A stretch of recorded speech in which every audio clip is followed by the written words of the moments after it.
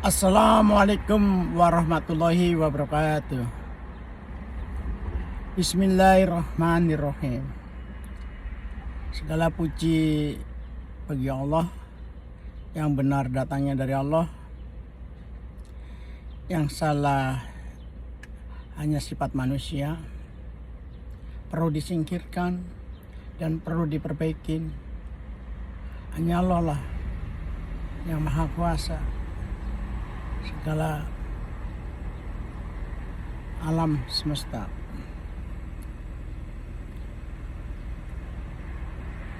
Dilihat dari sudut pandang untuk negara Indonesia, untuk rakyat Indonesia yang sangat merindukan pemimpin yang amanah, bijaksana, cinta kepada bangsa dan negara, bisa mengayomi bangsa dan negara, bisa menjaga dan memprotek bangsa dan negara. Itu satu-satunya dari founding father kita atau leluhur kita yang berjuang mati-matian untuk membela tanah air Indonesia. Dilihat setelah reformasi 98 ke sini, saya pikir akan lebih baik daripada Orde Baru. Karena waktu reformasi 98, saya juga sebagai aktivis di Los Angeles ikut memperjuangkan bangsa dan negara demi kemakmuran bangsa dan negara, demi kedaulatan bangsa dan negara. Namun dilihat sudah mencapai puluhan tahun masih begini-gini terus. Bagaimana untuk menjaga kedaulatan bangsa dan negara, terutama tentang politik, ekonomi, dan keamanan. Jadi jangan dibenturkan bangsa dan rakyat kita satu dengan lainnya. Fokus pada pemerintahan yang sah dan benar, politik yang baik, yang amanah, bisa mensejahterakan rakyat dan menjaga tanah air. Itu yang terutama.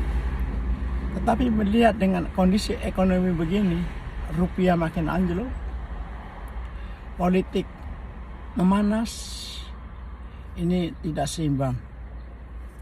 Tidak yang diharapkan masa reformasi 98. Saya punya analisa atau opini untuk Pak Presiden Prabowo Subianto. Mungkin saya bukan orang yang pintar atau ahli ekonomi atau segala-galanya lah. Saya sebagai manusia biasa. Tapi hak dan kewajiban untuk memberikan masukan atau input output mungkin wajar dan bisa diterima. Ya, sifat manusia bisa saja kalah dan benar dan juga salah. Coba Prabowo kalau mau mendengarkan suara rakyat, karena suara rakyat adalah suara Tuhan. Dengarkan suara rakyat, 1, 2, suara aktivis, ormas, dan ulama karismatis. Untuk demi persatuan dan kesatuan bangsa Indonesia, untuk demi memperbaiki ekonomi, jangan terus rupiah menurun. Kita khawatir. Nah, bagaimana kalau hal itu dijalankan untuk mendengarkan suara rakyat dan aktivis, ormas, dan ulama, kiai, dan yang lurus, yang karismatis. Jangan mengambil orang yang sifatnya menghujat, menjelekkan, menghadu domba. Itu yang jelas tidak baik. Coba dengarkan. Satu, kerjasama dengan ormas, dengan rakyat, dengan aktivis yang sudah punya pengalaman di lapangan dan di bidang politik khususnya. Itu lebih baik, lebih penting. Coba saya ada analis dan opini ini. Pak Prabowo tarik aset-aset para koruptor. Itu satu. Dua, minta bantuan kepada masyarakat dan pejabat-pejabat untuk membantu, untuk menyumbangkan hartanya seberapa saja demi memulihkan bangsa dan negara. Dua. Tiga, TKA asing kembalikan kepada asalnya, ganti dengan masyarakat Indonesia sendiri demi kesejahteraan masyarakat, demi memakmurkan masyarakat, dan kembalikan, buka kembali pabrik-pabrik.